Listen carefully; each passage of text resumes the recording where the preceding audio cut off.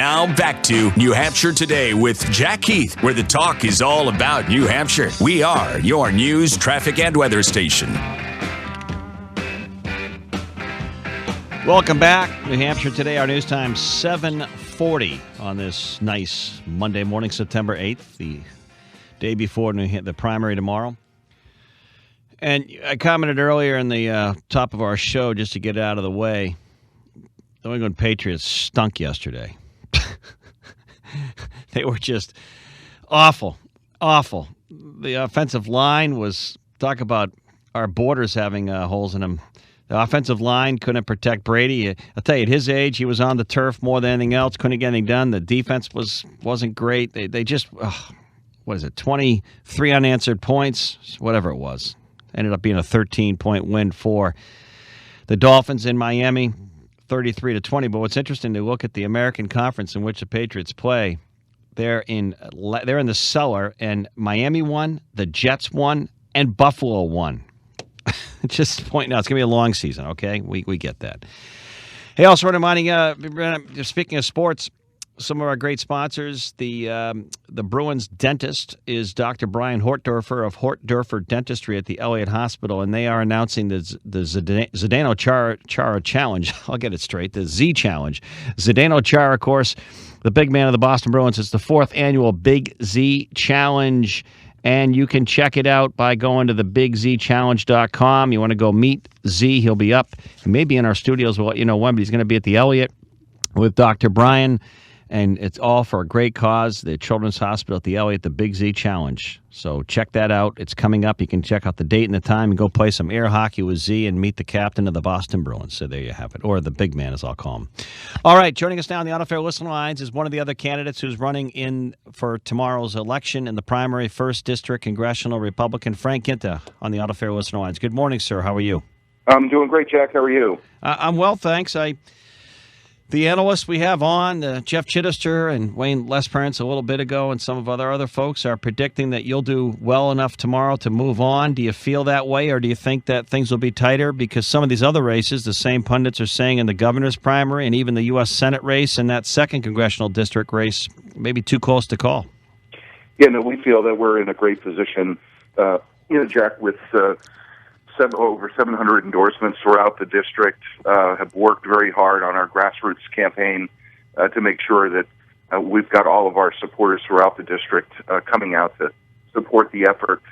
We feel really good that tomorrow will be a very good day for Team Guinta. We're going to continue to campaign today and tonight, never take anything for granted, of course, Jack, in the state of New Hampshire.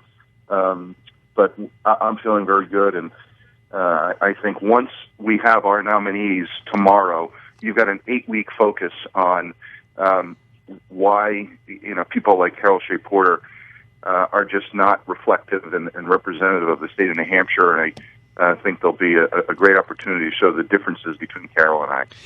Frank, let me ask you a question. There were reports, if you remember, almost at the time of this ISIS buildup, and it's still a major foreign policy crisis and a threat, I believe, to the United States. But there was some talk when the president was vacationing in Martha's Vineyard that he might have come back prior to some of the breaking news and grant amnesty to as many as 5 million illegal aliens here. Now word that he may put that off for a little while till after the election. What are your thoughts about that? And is it just because the president's worried that could hurt Democrats running for re-election, or what are your thoughts?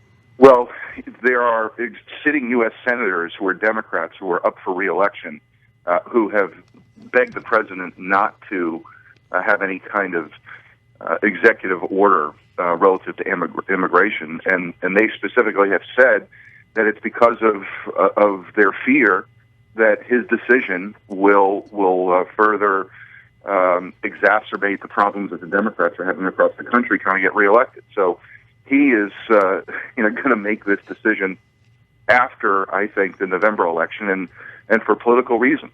And it's just another reason that I think people want strong, real leadership in this country, and why I think there's such frustration with Washington, D.C., to first suggest, Jack, that the president wants to do something for political purposes, and then essentially says, "Well, I'm going to hold it off for political purposes." This is what people are tired of, and people want real solutions, real leadership, and relative to the border. The first thing they have to do is close the border. To me, it's very, very simple. That should not be a partisan issue. For financial reasons, for economic reasons, and for safety reasons, we should close the border and close it immediately. Well, Mr. Guinta, tomorrow's the vote. Outside of your race, any predictions on your end in terms of turnout, or race is going to be tighter? Or do you think any thoughts on any upsets tomorrow? Well, I looked at Secretary of State Gardner's prediction for 142,000 turnout, and I just am feeling that might be, as much as I respect our Secretary of State, I'm thinking that that's a little high. I think it's going to be a lower turnout primary, despite the fact that we've got more people running, in the U.S. Senate race than I think we ever have before. In terms of, I don't know if there are going to be any surprises. I think the one big question mark in the top races is what's going to happen in CD2, and I just don't know. And I think everyone's eagerly awaiting that. Your race, sorry to interrupt, your race has been rather civil, at least the dialogue between you and Mr. Innes and Mr. Kelly. Are you surprised at the contentiousness of that Gary Lambert, Mary Linda Garcia primary? Well, look, when you have passions that run so high and people are really engaged in running, things can get very passionate. I've been in tough races like that before, Jack, and you want races to always be able to focus on the issues. That has gotten a little contentious. It tends to be the conversation amongst grassroots Republicans when you go to events. But as I've said in the past, regardless of who wins that race, there will be unity. I think both candidates, all three candidates, have said, look, the reality is we've got to get behind the winner because they have clear differences between them and Annie Custer. So, look, once tomorrow is done, we have a unity breakfast as a party. We have our nominees, and then we focus on the real, challenges that New Hampshire are facing. And, certainly in my circumstance, Carol Shea Porter, I think is not going to be part of the solution moving forward. All right, Frank Guinta, thank you very much. Ahead of the primary vote in the GOP 1st District race, congressional race tomorrow. Thank you, sir, for joining us on New Hampshire Today. Jack, my pleasure. Talk to you soon. All right, we're going to take a break. Then we're going to check in with one of the candidates in the governor's race. Andrew Hemingway is up next live on this. I guess I almost feel like calling it a special edition on the Primary Eve show. And then before we leave, I'm going to get JW's predictions on some of these races before we get into the next hour. And then U.S. Senator Jeanne Shaheen at the top of the 8 o'clock hour. Keep it here.